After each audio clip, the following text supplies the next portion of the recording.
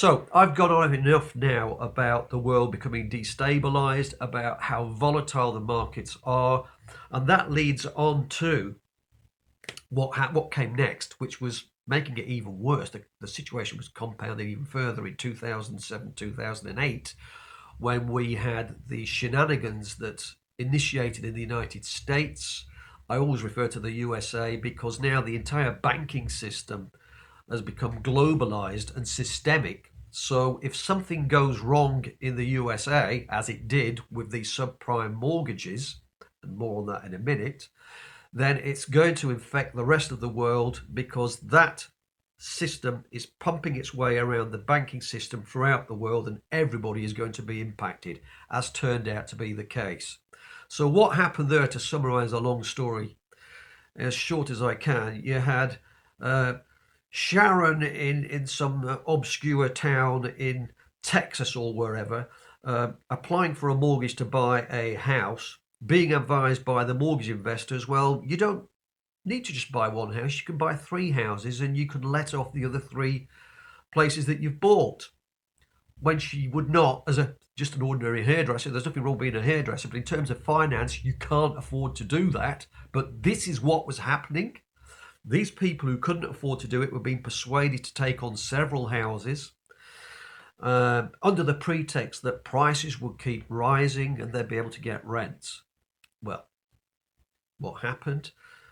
The market collapsed, and then the proverbial hit the fan, and our banking system in the UK, as I say, was involved in it because they bought en masse a lot of these subprime mortgages without checking out what the hell they were buying. And the rest is history. It should never have happened. It did happen. There were no checks in place. They were just merrily going out there buying these subprime mortgages that have been unbelievably assigned triple A ratings by the likes of Standard & Poor. Can you believe that? That is what was actually happening. Triple A ratings. That means the gold standard, when they weren't fit to be classified as anything, and they were ultimately destined to fail, which is what they did. So anyway, that's what happened to the banking system. We had the virtual collapse in 2008, and now we start getting down to the main meat of the event, because I'm focusing on the banking system now. And what's happened there is, look back to what happened in 2008. Effectively, in the UK and perhaps in the USA, the only thing that saved the entire banking system from collapsing in 2008 was the fact that we, me and you, the ordinary taxpayers, we effectively nationalised through the government the banks, and we saved them from going under. We did it. It wasn't capitalism that did it. It was capitalism that brought the entire global system to its damn knees. And that, for me, I'm no socialist or communist, but that, for me, was the ultimate destruction of pure capitalism, which was basically based on rank greed and incompetence. There's no other excuse for it. That applied in the States and in the UK as well. We had the high flyers rolling around, going off on their expensive holidays, racing around the M25 gyratory motorway system in London, racing, organising races in their Porsches. It's a true story. That's what they actually did. These were the high rollers who played with my and your money, and they lost. And they brought the entire system to its damn knees, which, as you can tell, the way I'm talking now has got me very angry. A lot of those people involved in that, the high-ranking people and the minions beneath them who were coming up with these ideas of derivatives and hedge funds, and nobody really understands what the hell they're talking about, they should have been banged away for about 10, 15 years to send out a clear message. In modern society, in banking and business, we will no longer tolerate this type of activity. It's a no-go area, and if you do get involved in it, and it's sheer greed and rank incompetence, you will be put away, no doubts about it, for a number of years, and we will seize the assets of you. If you're listening, unlikely, but you were the guy, the CEO, who brought the United States' oldest family bank, you put it out of business, Lehman Brothers. You should have had all your assets seized and you should have been put away for 20 years. That's what should have happened, but it didn't. No, instead, you told the world in your interview on TV and on podcasts that you didn't actually receive benefit from a payment of $750 million. It was, I quote, only $500 million. And I quote, I earned every cent of it. Laughable. He got away with it. Heaven knows what he's doing now, but it will be something in the financial world and people will be being ripped off. And he'll be charging a fortune for it in his fees, which is the way the banking system works. So that's what happened there with the banking system. Point of collapse, and we, the taxpayers in the States and the UK and the parts of Europe, we saved the entire system from going under. I labour that point because here we are now in 2023. And I don't know if this is repeated across the pond in the States, but the thanks we now get from the likes of the high street banks such as Barclays, who I was with, is that they have now closed down many of their bank branches. They've retreated within themselves and they have deliberately made it more difficult for people, their customers, to contact them. Now, I've had many arguments with Barclays themselves, and they've been quoting me their statistics, which is, I think it's something like, well, 17% of our customers prefer internet banking. I don't think it's as clear as that because I come from a marketing background and you can make statistics tell you any story you want, whichever story will benefit you. That might be the case across the whole spectrum of customers, but I will put my bottom dollar on it that if you look at the dichotomy of, say, the 55-year-old age group onwards, it won't be 17% that want internet banking and apps on their phone. I think it will be something like 60 to 70% want what I want, which is a local branch that I can visit and I can have face-to-face meetings with real bank people. I want the dynamics of a real conversation. That is now becoming highly unlikely. In our local area here in the northwest of England, over the past few years, we've had 2 branches of Barclays closed down. And every time it was being consolidated into another branch, and we were laughingly being told the service will actually improve. I had various arguments with the local area manager asking him how the hell can it improve when you're closing down the branches?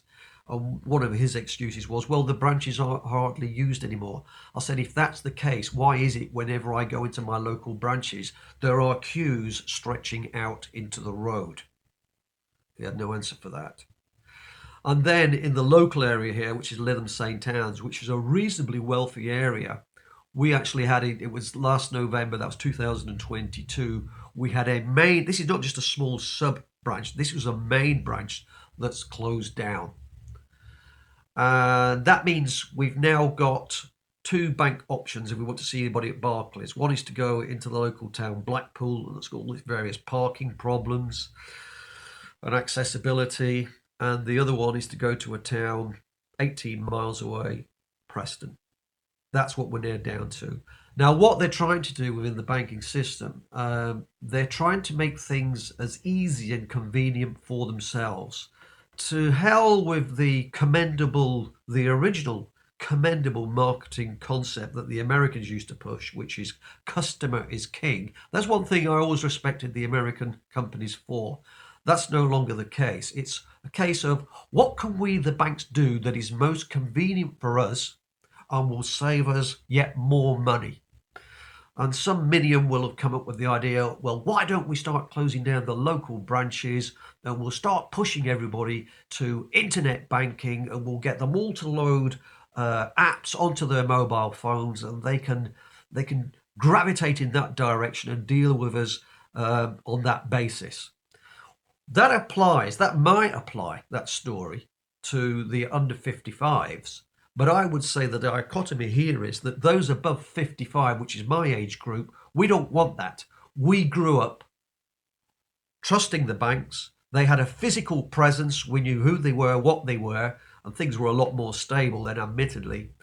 And we knew where to go. We had a physical presence. Now we've gone from a physical presence to a virtual presence. And through this virtual reality game, if you want to call it that, again, I don't know if it's the same in the States, but in the UK, we've got massive problems phoning up, trying to get through to people. You can wait in sometimes half an hour. Who, in a working day, if you're working, who's got the time to hang on the phone for half an hour? Which planet are these people coming from? These people at the top of this food chain, earning their millions, that they don't even begin to understand that it's not acceptable to have people waiting on phones for up to half an hour. That doesn't just apply to the banking system, that applies to pension organisations, utility companies. They've all gone down the same route, and this comes back to what I was arguing originally, which is the whole show is being run by the super elite for their benefit. And those skeptics out there who think that I'm exaggerating the situation, you need just to consider the situation with Nigel Farage and the furore that's erupted there concerning his bank account being closed with Coutts. Coutts being the bank for the super wealthy that's owned by the NatWest.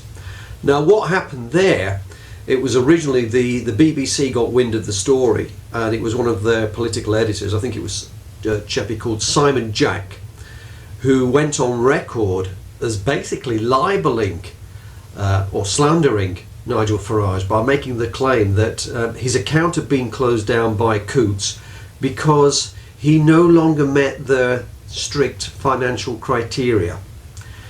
As it turned out, that was a load of absolute nonsense. It was completely incorrect, and as I speak, I don't think the BBC have actually apologised as of yet. I think the apology will be coming, will be fairly imminent, but that's the situation we're in at this moment in time. And then, with that situation there at the Coutts Bank, you had the CEO, lady called Dame, can you believe that, Dame Alison Rose, who's had to send a humbling letter apologising to Nigel Farage for what actually happened. Now it turns out that when Nigel Farage invoked his right to see whatever documentation the Coutts Bank had against him to find out what was going on, it turned out that he did meet all the financial criteria, and the only reason it would appear that his account was closed was because of, I quote, his xenophobic racism. I don't think he's a xenophobic racist, but that is what is actually in the records that have been compiled by Coutts Bank. Let that be a warning shot across everybody's bows, particularly those who are skeptical about what I'm saying.